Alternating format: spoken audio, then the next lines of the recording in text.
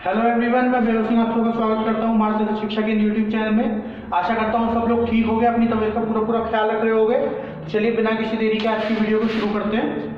तो ये जो हमारी वीडियो होने वाली है ये होने वाली है करंट अपडेट मॉर्निंग 13 मार्च 2023, 13 मार्च 2023 की वीडियो होने वाली है मॉर्निंग करंट अपडेट्स की। तो चलिए पहली न्यूज देखते हैं।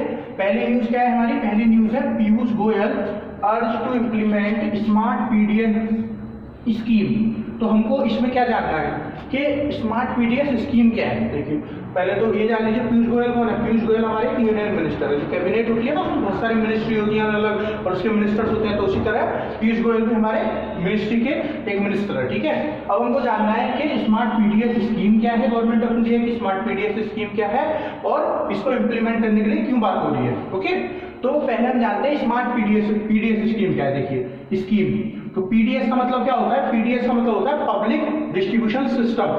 देखिए बहुत सारे जैसे राशन बढ़ता है ना, जो राशन बढ़ता है ना तो पब्लिक को बांटा जाता है। ठीक है ना, पब्लिक को बांटा जाता है। जो राशन बढ़ता है उसी को बोलते हैं पब्लिक डिस्ट्रीब्यूशन सिस्टम। ओके, तो जो राशन बढ़ता है, राशन कार्ड हम लोग लेके जाते हैं, वहां से गेहूं चावल दाल वगैरह या फिर मिट्टी का तेल ये सब लेके आते हैं ना, वही जो होता है उसी को क्या कहते हैं? पब्लिक डिस्ट्रीब्यूशन सिस्टम, है ना। तो उसी के लिए एक नई स्कीम लॉन्च की गई गवर्नमेंट ऑफ इंडिया के द्वारा। क्या? Smart PDS scheme. Okay, smart PDS scheme. अभी स्मार्ट पीडीएस स्कीम क्या है समझ गए होंगे।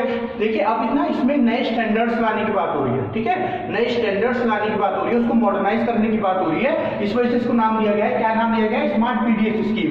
तो अगर इसकी फुल फॉर्म की बात करें तो पीडीएस का मतलब मैंने आपको बता दिया पब्लिक डिस्ट्रीब्यूशन सिस्टम। अब स्मार्ट का क्या मतलब है? स्मार्ट का मतलब है scheme for modernisation and reform through technology. Okay, क्या है? Scheme for modernisation and reform with technology. Okay, तो ये है इसकी फुल फॉर्म। तो पीडीएस सिस्टम में स्मार्ट जो मॉडर्नाइजेशन करना है, उसमें नई नई टेक्नोलॉजी लानी है, उसको रिफॉर्म्स करने। रिफॉर्म्स मतलब बदलाव करना, है ना, कोई नई चीज लेके आना, उसको क्या बोलते हैं? उसको बोलते हैं रिफॉर्म्स। तो इसमें जो रिफॉर्म्स लेके आने पब्लिक डिस्ट्रीब्यूशन सिस्टम में उसके लिए ये स्कीम को जो है लॉन्च किया गया है। अब देखिए इसमें टेक्नोलॉजिकल एडवांसमेंट की जाएगी, मतलब टेक्नोलॉजी का इस्तेमाल किया जाएगा। देखिए हर चीज डिजिटल हो रही है इंडिया में, हर चीज डिजिटल हो रही है, तो हर चीज डिजिटल होने के साथ ये चीज भी डिजिटल होगी। अब इस डिजिटलाइजेशन में क्या करेंगे इसमें, है ना, क्या चीज डिजिटल करेंगे इसमें?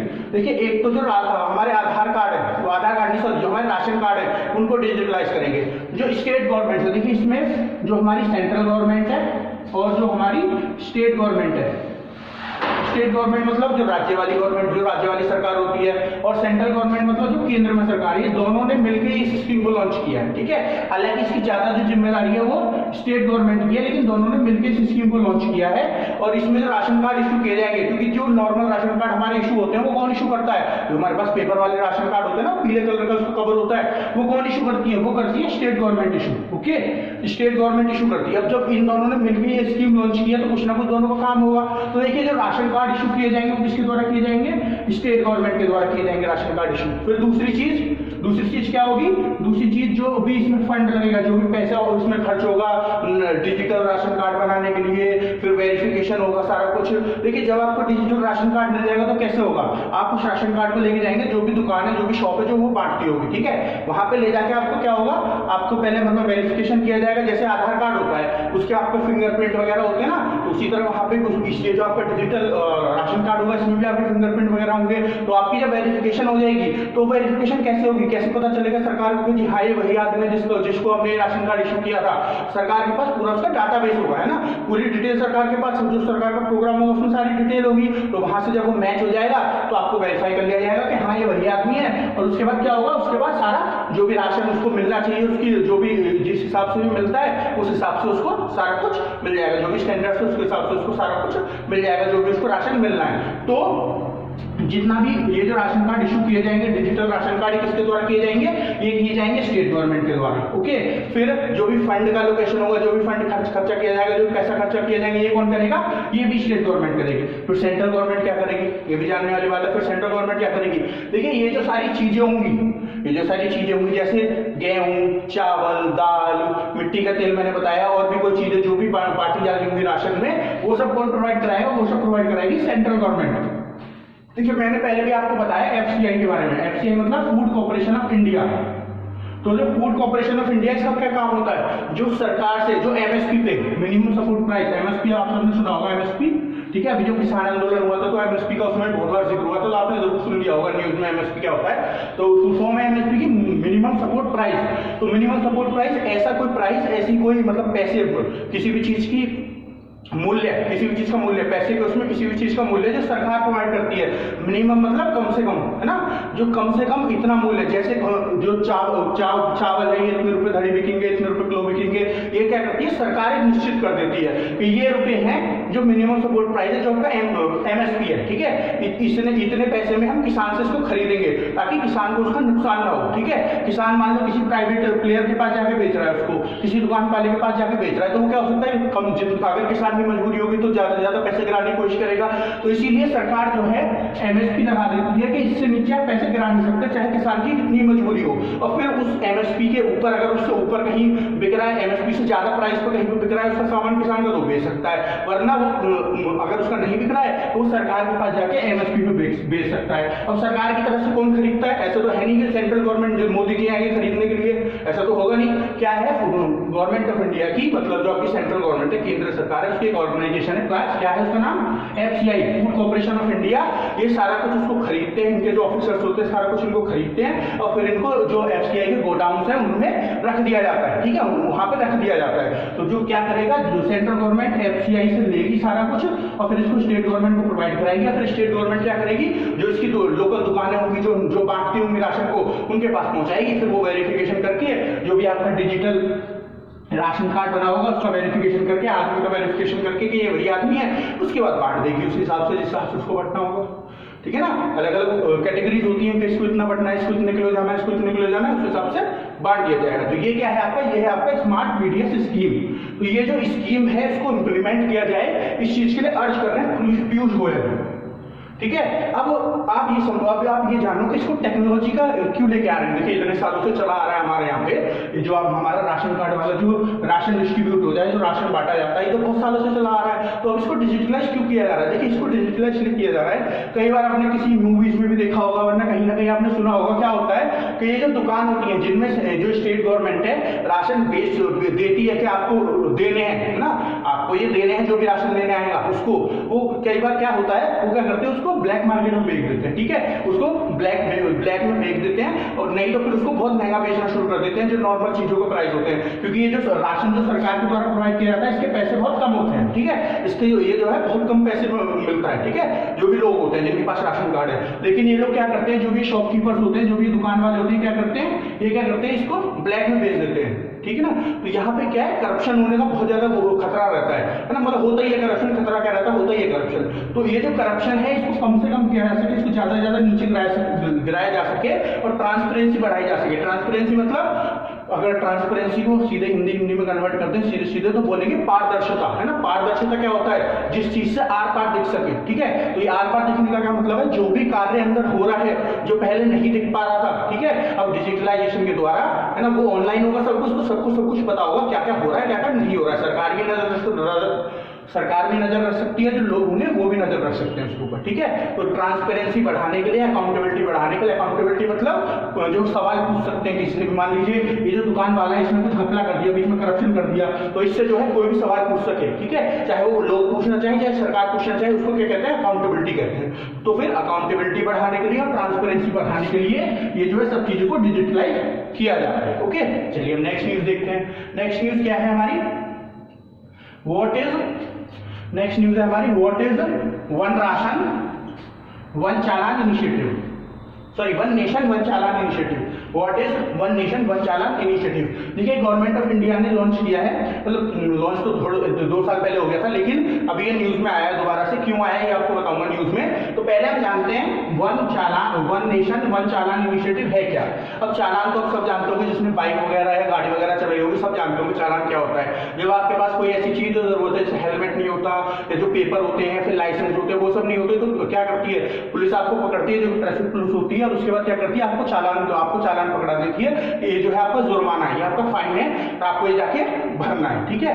तो वो तो होता है चालान। तो ये जो इनिशिएटिव है इसके अंदर क्या होगा, इसके अंदर क्या होगा कि पूरा नेशन मतलब जो हमारा पूरा देश है उसके अंदर एक चालान, ठीक है। अगर हमारा देश एक है तो चालान भी एक जैसा होना चाहिए, ठीक है। अलग अलग राज्यों के हिसाब से बटा हुआ नहीं होना चाहिए, है ना। अलग अलग राज्यों के हिसाब से वो चालान जो है बटा हुआ नहीं होना चाहिए। ये इनिशिएटिव इंश्योर करेगा। अब इसमें क्या क्या चीज होगी, देखिए जो भी पूरी ट्रैफिक पुलिस है पूरी इंडिया के अंदर, ट्रैफिक पुलिस हो गई आपकी, ठीक है, प्लस जो आपके आरटीओ ऑफिस होते हैं, आरटीओ मतलब रीजनल ट्रांसपोर्ट ऑफिस जो होते हैं। आरटीओ क्या होते हैं, जहां से हम लोग जाके क्या करते हैं, अपने जो लाइसेंस वगैरह बनवाते हैं, गाड़ी के पेपर बनवाते हैं, फिर चालान वगैरह भरते हैं। चालान तो खैर हमारा जो ट्रांसपोर्ट कोड्स होती है उनमें भरा जाता है। देखिए ट्रांसपोर्ट कोड का भी इसमें जिक्र होगा, उसी के लिए न्यूज में भी है, तो अभी उसको भी बताएंगे। तो जो भी आपकी ट्रांसपोर्ट कोड हो गई, ये तीनों चीज जो है एक साथ इंटीग्रेट कर दी जाएंगी। इंटीग्रेट का मतलब एक साथ मिला दी जाएंगी डिजिटली, ठीक है। इन सबको डिजिटली एक साथ मिला देंगे। ऐसा तो होगा नहीं कि पूरे देश पूरी जो हमारा पूरा देश है 28 के 28 जो स्टेट है, 28 के 28 जो राज्य हैं, सबका एक ही जगह पे खोल दे, ऐसा तो होगा नहीं। फिर क्या होगा, मान लीजिए किसी को, मान लीजिए दिल्ली में खोल दिया, दिल्ली क्योंकि हमारे कैपिटल है इसलिए मान लीजिए दिल्ली में खोल दिया, ये तीनों को मिला के एक जगह दिल्ली में खोल दिया। अब अलग अलग जगह के लोग, जैसे मान लो साउथ से किसी को आना है अपना चालान वो बनवाने के लिए, या तो चालान भरने के लिए, लाइसेंस बनवाने के लिए, तो साउथ से तमिलनाडु से दिल्ली थोड़ी आएगा इतना समय देके, है ना। तो क्या होगा, डिजिटली इनको एक किया जाएगा, है ना, फिजिकली एक नहीं किया जाएगा। ऐसा नहीं है कि एक ऑफिस इनका खोल दिया जाएगा एक जगह पे, नहीं, इनको डिजिटली एक किया जाएगा, इन सबको डिजिटली एक किया जाएगा, ठीक है ना। तो मतलब इनका पूरा एक ऑनलाइन प्लेटफॉर्म बनाया जाएगा जिसके ऊपर इनको एक कर दिया जाएगा। ओके, अब ये न्यूज में क्यों है ये समझिए। अभी न्यूज में क्यों है, देखिए गुजरात की जो गवर्नमेंट है, गुजरात गवर्नमेंट जो है उसने क्या किया, उसने एक PIL डाली है, ठीक है। PIL मतलब पब्लिक इंटरेस्ट लिटिगेशन। कहां पे, हाई कोर्ट, जो गुजरात की हाई कोर्ट है वहां पे एक पब्लिक इंटरेस्ट लिटिगेशन आई है जिसमें इसके बारे में जिक्र हुआ है, इसके बारे में वन नेशन वन चालान के बारे में। तो जब वो PIL की सुनवाई चल रही थी तो उस समय पे जो गुजरात की गवर्नमेंट है उसने क्या बोला, हाई कोर्ट से बोला कि हम लोगों को काम करना चाहिए वर्चुअल ट्रांसपोर्ट कोर्ट पे, ठीक है। ट्रांसपोर्ट कोर्ट क्या होता है वो तो मैंने आपको बता दिया। अब वर्चुअल ट्रांसपोर्ट कोर्ट क्या होता है, वर्चुअल मतलब कोई भी चीज जब ऑनलाइन आ जाए, ठीक है। जैसे कोई मीटिंग होती है, मोदी जी किसी कंट्री के प्रधानमंत्री से या प्रेसिडेंट से मीटिंग कर रहे हैं, ठीक है, तो वो वहां पे जा नहीं पा रहे फिजिकली उस देश में, है ना, मतलब फेस टू फेस मीटिंग नहीं कर रहे हैं, लेकिन वो वीडियो कॉन्फ्रेंस के द्वारा कर रहे हैं, वीडियो कॉल के द्वारा कर रहे हैं। उसको क्या बोलते हैं, उसको बोलते हैं वर्चुअल मीटिंग हुई है। जैसे जब कोरोना वायरस आया था, तो क्या हुआ था, जो प्राइम मिनिस्टर थे या कोई भी लीडर था, कोई भी मिनिस्टर था, वो एक दूसरे के देश में ट्रेवल नहीं कर रहे थे, लेकिन मीटिंग हो रही थी लगातार। वो मीटिंग कैसे हो रही थी, वीडियो कॉन्फ्रेंसिंग के द्वारा हो रही थी। उनको क्या बोलते थे, उनको मिलते थे वर्चुअल मीटिंग चल रही है। जिस तरह से जब कोरोना वायरस आया तो जो स्कूल थे वो ऑनलाइन पढ़ाने लगे थे, तो आप उसको ऑनलाइन पढ़ाई बोल दो या तो फिर वर्चुअल पढ़ाई बोल सकते हो उसको, ठीक है ना। तो जब ऑनलाइन या वीडियो कॉन्फ्रेंसिंग के द्वारा कोई चीज होती है उसको वर्चुअल बोल देते हैं, ठीक है। तो वो क्या होगा, कोड जो होगा, जो ट्रांसपोर्ट कोड है उसको भी ऑनलाइन लाया जाएगा। जैसे आप बहुत सारी नॉर्मल कोर्ट, अगर आप YouTube पे भी डाल के देखोगे ना वर्चुअल कोर्ट, तो बहुत सारी ऐसी कोर्ट है जो इस समय पे क्या चल रही है, वो जो है वर्चुअली चल रही है। आपको बाकायदा YouTube पे दिख जाएगा उनको वो चलती हुई, है ना, बाकायदा जो प्रोसीडिंग चल रही है वो दिख जाएगी आपको पूरी, क्या क्या बातें हो रही है, क्या क्या नहीं हो रही। तो उसी तरह वर्चुअल ट्रांसपोर्ट कोर्ट खोला जाए ज्यादा से ज्यादा, है ना, ताकि लोगों को फिजिकली वहां पे ना जाना पड़े, वर्चुअली वो काम कर सके अपना। इसके लिए भी अर्जी डाली गई किसके द्वारा, गुजरात गवर्नमेंट के द्वारा। तो इसी वजह से जो है आपका वन नेशन वन चालान जो है ये जो इनिशिएटिव है ये न्यूज में आ गया, क्योंकि जो वर्चुअल ट्रांसपोर्ट कोड है ना, ये इस इनिशिएटिव के अंदर बताया गया था, बोला गया था कि वर्चुअल ट्रांसपोर्ट कोड पे भी काम होगा, ठीक है, सरकार के द्वारा वर्चुअल ट्रांसपोर्ट कोड पे भी काम होगा। इसी वजह से ये न्यूज में आ गया। चलिए नेक्स्ट न्यूज देखते हैं। नेक्स्ट न्यूज क्या है, SS Dubey take charge as new controller general of accounts. देखिए अगर आप ये समझिए पहले, कंट्रोलर जनरल ऑफ अकाउंट्स, अगर आप इसी को समझने की कोशिश करो कंट्रोलर जनरल ऑफ अकाउंट्स, तो इससे आप क्या समझ रहे होंगे, ऐसा कोई जनरल, मतलब ऐसी कोई पोस्ट है, जनरल की ऐसी कोई पोस्ट है, ठीक है, ऐसी कोई पोस्ट है जो अकाउंट्स के ऊपर कंट्रोल कर रही होगी। अब अकाउंट्स मतलब जो पैसे वगैरह होते हैं, है ना, जो पैसे वगैरह होते हैं जो उनके ऊपर कंट्रोल करती है, जो उनको देखते हैं, ये उस जनरल की, उस पोस्ट की बात हो रही है, ठीक है। ये तो जनरल हो गया आपका, कंट्रोलर जनरल जो है, सॉरी ये तो एक पोस्ट हो गई कंट्रोलर जनरल। और किस चीज के ऊपर कंट्रोल कर रहा है जो जनरल है, ये कंट्रोल कर रहा है आपका अकाउंट्स के ऊपर, ठीक है। अकाउंट्स मतलब पैसे से रिलेटेड जो भी खर्चे हुए हैं, कोई पैसा कैसे आया है, कैसे गया, इन सब चीजों के ऊपर। तो उसके लिए एक नए उनको चुन लिया गया है, किसको, कंट्रोलर जनरल को ऑफ अकाउंट्स को। किसको चुना गया है, SS दुबे। तो SS दुबे को चुन लिया गया है आपका न्यू चार्ज एज, मतलब इन्होंने नया चार्ज ले लिया, मतलब ये चुन लिए गए हैं किस चीज के लिए, new controller general of accounts, ठीक है। अभी किसके अकाउंट्स को ध्यान रखता है, ये जो आपका कंट्रोलर जनरल है किसके अकाउंट्स को ध्यान रखता है, ये जी देखिए सेंट्रल गवर्नमेंट के अकाउंट्स को भी देखता है, ठीक है। सेंट्रल गवर्नमेंट से रिलेटेड जो भी ऑर्गेनाइजेशन है, जैसे मैंने यहाँ पे एफसीआई के बारे में बताया, आपको जिक्र किया था एफसीआई के बारे में, फूड कॉर्पोरेशन ऑफ इंडिया, या फिर कोई पीएसयू है, कोई पीएसयू है, पीएसयू मतलब पब्लिक सेक्टर अंडरटेकिंग, कोई भी ऐसी कंपनी है ना जो गवर्नमेंट ऑफ इंडिया के अंदर आती है उसको पीएसयू बोलते हैं, ठीक है। तो जिसमें गवर्नमेंट ऑफ इंडिया का मैक्सिमम स्टेक है, मतलब मैक्सिमम स्टेक क्या होता है, देखिए टोटल स्टेक मतलब शेयर्स जो होते हैं 100%, तो मैक्सिमम किसके पास होगा, मतलब कंपनी किसकी हो गई, जिसके पास 51% तक शेयर होने चाहिए। अगर 50% तक हुए तो इसका मतलब क्या है, आधे आधे 50-50% आधा आधा हो रहा है, लेकिन अगर किसी के पास 51% शेयर है तो इसका मतलब क्या है, ये उसका हो गया, है ना, ये कंपनी जो है उसकी हो गई। तो जिसमें सरकार के कम से कम 51% शेयर हो, उन सब कंपनीज को क्या बोलते हैं, उन सब कंपनीज को बोलते हैं आपका पीएसयू, ठीक है। तो कोई भी पीएसयू का अकाउंट हो गया, कोई भी गवर्नमेंट ऑर्गेनाइजेशन का अकाउंट हो गया, कोई भी गवर्नमेंट की मिनिस्ट्री हो गई उसका अकाउंट हो गया, फॉरेन मिनिस्ट्री हो जाए, होम मिनिस्ट्री हो जाए, डिफेंस मिनिस्ट्री हो जाए, सबके सब चीजों में जो अभी केंद्रीय सरकार से रिलेटेड चीजें, या फिर कोई भी इंटर गवर्नमेंटल अकाउंट जो होते हैं, इंटर गवर्नमेंटल अकाउंट मतलब एक सरकार से दूसरी सरकार का अकाउंट, जैसे या तो सेंट्रल गवर्नमेंट जो हमारी केंद्र सरकार है उसका किसी राज्य की सरकार से, या फिर दो राज्य की सरकार आपस में कुछ कर रही हो, कोई भी अकाउंट से रिलेटेड पैसे दे रही हो, ले रही हो, कुछ भी कर रही हो, इन सब चीजों पे जो नजर रखता है, इन सब चीजों के बारे में जो सजेशन देता है कि आप ऐसे किया, आपने ऐसे ना करके ऐसे करते तो ऐसे सही हो सकता था, इन सबको कौन करता है, इन सबको ये करता है controller general for accounts of accounts, ठीक है। तो उस पोस्ट के लिए किसको चुना गया, इसको चुना गया एसएस दुबे जी, ठीक है। चलिए नेक्स्ट न्यूज देखते हैं। नेक्स्ट न्यूज क्या है, Russia and India developing aircraft for Mars. तो रशिया और इंडिया जो है वो एयरक्राफ्ट बना रही है, डेवलपिंग मतलब बना रही है, बिल्डिंग बोल दीजिए या डेवलपिंग बोल दीजिए, बना रही है किसके लिए, मार्स के लिए। मार्स क्या है, अगर मैं आपको हिंदी में बताऊं तो मार्स जैसे तो आपका ग्रह है, प्लेनेट है, तो हिंदी में क्या कहते हैं इसको, मार्स को हिंदी में कहते हैं मंगल, मंगल ग्रह जो पृथ्वी के बाद आता है, तो पृथ्वी के बाद आता है वो कौन सा ग्रह है आपका, मार्स, मतलब चौथे नंबर का, पृथ्वी तीसरे नंबर पर आती है, सबसे पहले मरकरी, फिर वीनस, फिर अर्थ मतलब पृथ्वी हमारी, और फिर चौथे नंबर पे आपका मार्स मतलब मंगल।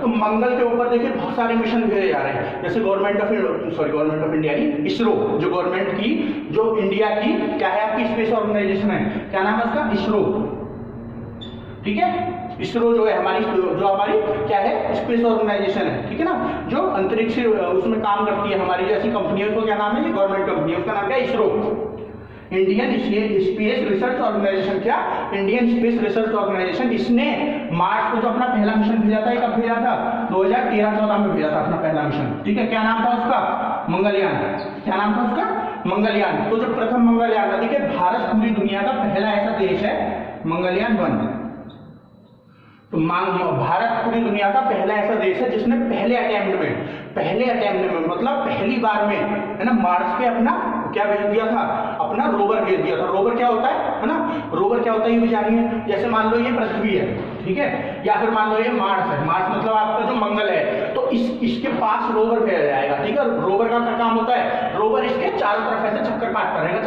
रहेगा, देखता रहेगा इस ग्रह पे क्या हो रहा है। अगर लैंडर बोलते, लैंडर जो है हमने एक बार अभी तक भेजा किसमें, जो हमारा चंद्रयान मिशन था, ठीक है, चंद्रयान 2 जो था, जो हमने किसको भेजा था, चंद्रमा पे भेजा था। जो हमारा लैंडर क्या होता है, जिसको ग्रह के ऊपर लैंड करना होता है, उतरना होता है, जो हमारा फील्ड हो गया था, ठीक है। और चंद्रयान 3 में हम दोबारा से उसको भेजेंगे।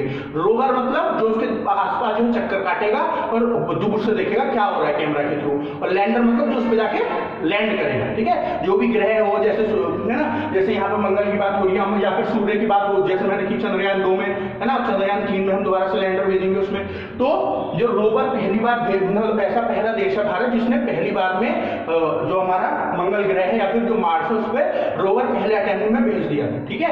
तो ऐसा पहला देश था भारत। तो अब जो मंगलयान 1 तो हो गया हमारा कंप्लीट, तो है 13-14 में, ठीक है। अब मंगलयान 2 भी जाने वाला है हमारा, कब जाने वाला है मंगलयान 2, ये जाने वाला है 2024 के एंड तक अभी बोला जा रहा है, बाकी देखिए थोड़ा बहुत आगे पीछे होता रहता है।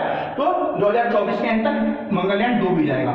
लेकिन ये जो आपका एयरक्राफ्ट बनाया जा रहा है, ये किसके लिए बनाया जा रहा है, ये बनाया जा रहा है मंगलयान 3 के लिए। तो रशिया और इंडिया कोशिश क्या बनाएंगे, एयरक्राफ्ट क्यों बनाया जा रहा है, एयरक्राफ्ट क्या है। देखिए अभी 2020 में नासा कहाँ की स्पेस ऑर्गेनाइजेशन है, नासा स्पेस ऑर्गेनाइजेशन है आपकी यूएसए की। तो नासा ने अपना मिशन 2020, देखिए उसका कुछ स्पेसिफिक नाम नहीं था जो मिशन था, जैसे यहाँ पे मैंने मंगलयान बताया, उन्होंने कोई स्पेसिफिक नाम नहीं रखा था, बस उन्होंने नाम रखा था मिशन टू मार्स 2020। तो जो इनका मिशन टू मार्स 2020 था उसमें इन्होंने एक लैंडर वहां पे लैंड कराया, मार्स जो ग्रह है, जो मंगल ग्रह है, और वहां उसमें से क्या निकला, उसमें से हेलीकॉप्टर बोल दीजिए, ड्रोन बोल दीजिए, उसमें से निकला था, जिसको उन्होंने वहां पे उड़ाया था। उसका क्या नाम था? उसका नाम था इंजेन्युटी।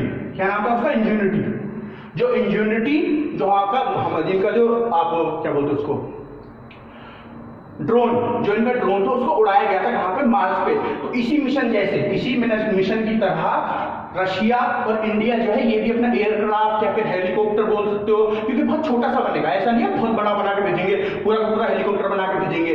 ड्रोन की साइज का होगा, जो नॉर्मल ड्रोन होते हैं शादी वगैरह में आपने देखे होंगे, वरना कोई ना कोई वीडियो वगैरह, या फिर आप नहीं देखा तो आप जाके गूगल पे जाके देख लीजिएगा ड्रोन सर्च करके, तो छोटा होगा, ठीक है। वो बनाया जाएगा किसके द्वारा? रशिया और इंडिया के द्वारा। जब मंगलयान 3 जो है इसको लॉन्च किया जाएगा उसमें लैंड कराया जाएगा, क्योंकि मंगलयान 2 में भी हम लोग रोवर ही भेज रहे हैं खाली, ठीक है। जो हमारा मंगलयान 1 का रोवर था वो खत्म, मतलब खराब, मतलब उसकी जो लिमिट है वो खत्म होने वाली है, ठीक है। मतलब लिमिट तो खत्म हो गई है, लेकिन कुछ साल के अंदर बंद हो जाएगा। तो इसी वजह से हम लगातार अपना कनेक्शन बनाए रखें मार्स से, जो मंगल ग्रह है, इस वजह से हम मंगलयान 2 में दोबारा से रोवर भेज रहे हैं। लेकिन मंगलयान 3 में, जो मंगलयान 3 मिशन होगा, इसमें हम लोग लैंडर भेजने वाले मार्स ग्रह पे रशिया के साथ मिलकर, उसी में हम लोग क्या बनाएंगे? एयरक्राफ्ट बनाएंगे यहाँ पे, चाहे आप ड्रोन बोल दो, एयरक्राफ्ट बोल दो, हेलीकॉप्टर बोल दो, ठीक है। वो बनाया जाएगा, यहाँ पे भेजा जाएगा, देखा जाएगा उड़ा के यहाँ पे।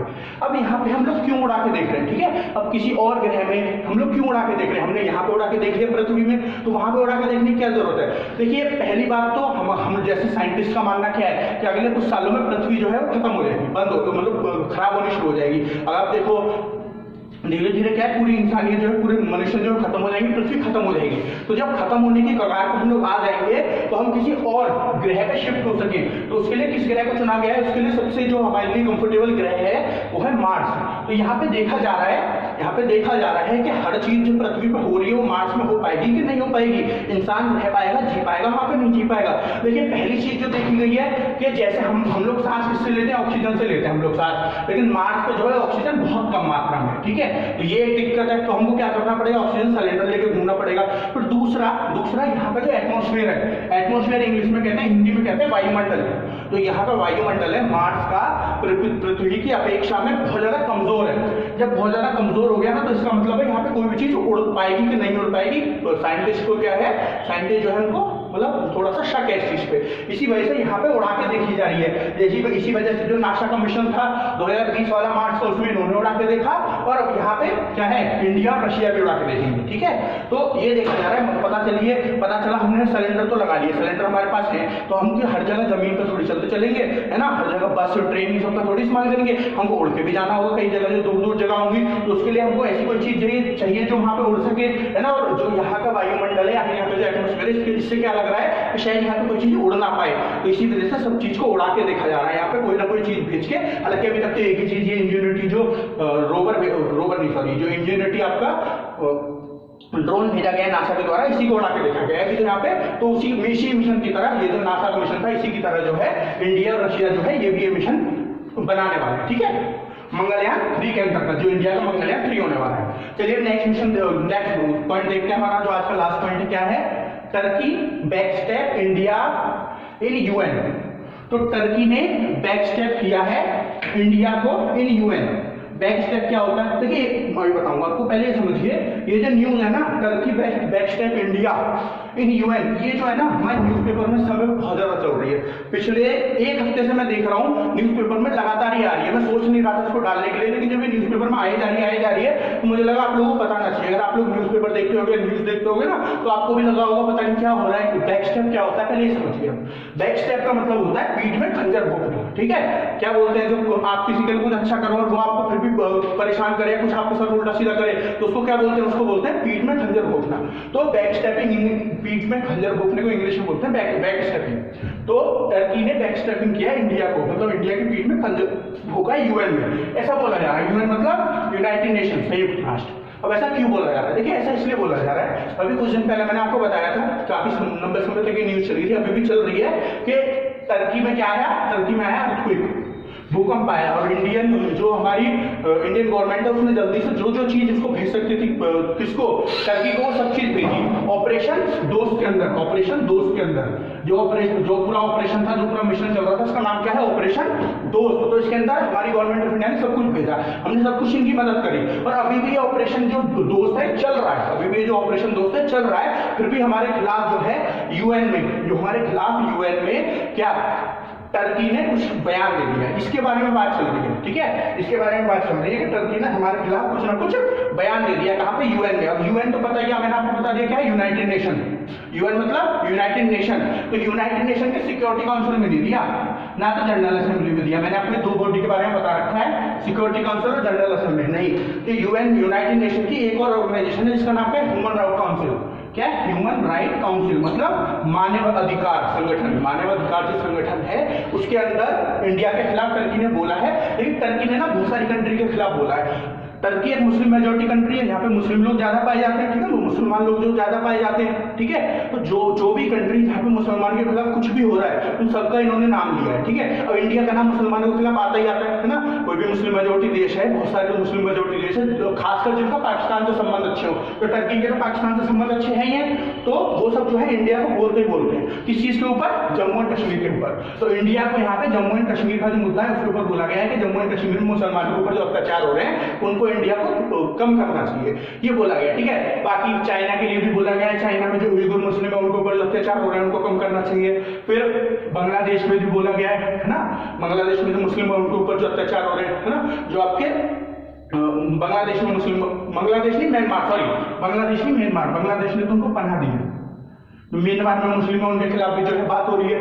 फिर पैलेस्टीन और इजराइल के ऊपर भी बात हो रही है। इजराइल जो पैलेस्टीन के जो मुस्लिम है उनके ऊपर कुछ भी हो रहा है उनके ऊपर भी इन्होंने बोला है। तो इन सबके ऊपर इन्होंने बोला है। देखिए बैक स्टेपिंग यहाँ पे बोला जा रहा है, लेकिन बैक स्टेपिंग क्यों बोला जा रहा है, क्योंकि हम लोगों ने इतनी मदद करी ऑपरेशन दोस्ती के अंदर, किसकी, टर्की की। टर्की जो है हमारे खिलाफ फिर भी बयान दे रहा है, इस वजह से इसको बैक स्टेपिंग बोला जा रहा है, पीठ में खंजर रोकना बोला जा रहा है। लेकिन अगर एक बात अगर ध्यान से देखें ना, तो जो बयान टर्की ने पिछली बार दिया था, लास्ट ईयर जो टर्की ने 2022 में बयान दिया था ना, इस बार तो बहुत हल्का बयान उससे दिया है। ठीक है, पिछली बार तो बहुत भयंकर वाला बहुत कुछ बोला था इंडिया के खिलाफ, इस बार तो खाली ऐसा बोला है कि जम्मू एंड कश्मीर में जो मुसलमानों के खिलाफ कुछ भी अत्याचार हो रहे हैं उनको कम से कम किया जाए, उनको खत्म किया जाए गवर्नमेंट इंडिया के द्वारा। तो इस बार तो बहुत माइल्ड सा स्टेटमेंट दिया है, मतलब माइल्ड मतलब बहुत हल्का सा स्टेटमेंट दिया है। ठीक है, तो पिछली बार की अपेक्षा इस बार बहुत हल्का स्टेटमेंट दिया है, तो इसको बैक स्टेपिंग तो नहीं बोलेंगे। देखिए जब मैंने आपको पढ़ाया था ना कि इंडिया जो है टर्की की बहुत ज्यादा मदद कर रहा है ऑपरेशन दोस्त के अंदर, तो मैंने आपको शायद ये चीज बोली थी, अभी मुझे याद नहीं है, पर मैंने जरूर बोली होगी कि इंडिया टर्की की मदद कर रहा है। तो इसका मतलब ये नहीं है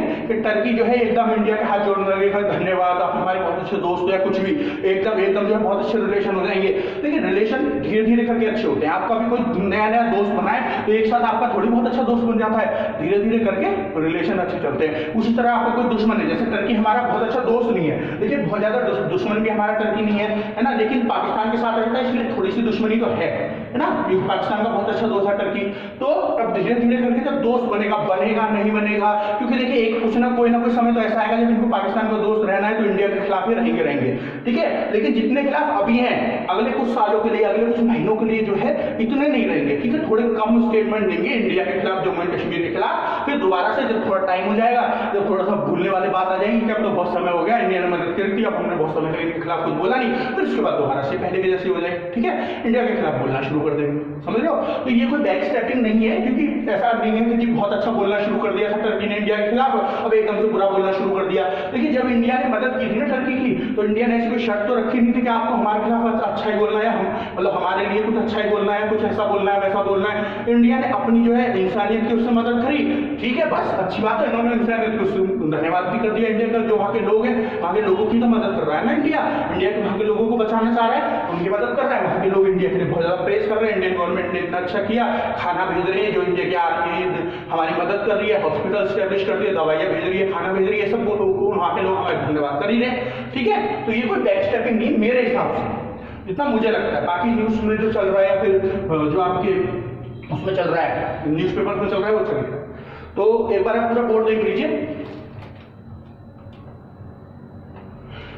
तो दोस्तों आशा करता हूँ आपको सारा कुछ समझ में आ गया होगा। फिर भी अगर ऐसा कोई पॉइंट है जो आपको समझ में नहीं आया इन 5 न्यूज में से, तो आपको क्या करना है, वीडियो देखते ही कमेंट सेक्शन में कमेंट करके बताना है कि सर ये वाला पॉइंट हमारी समझ में नहीं आया, तो जो भी नेक्स्ट वीडियो होगी उसमें मैं आपको सारा कुछ क्लियर कर दूंगा। तो आज के लिए इतना ही। हमारा जो चैनल है मार्गदर्शन शिक्षा केंद्र, इसको सब्सक्राइब करें, हमारी वीडियो को ज़्यादा ज़्यादा लाइक करें, हमको जो है ज़्यादा ज़्यादा सपोर्ट करें। तो आज के लिए इतना ही, मिलते हैं आपसे फिर कल, तब तक के लिए धन्यवाद।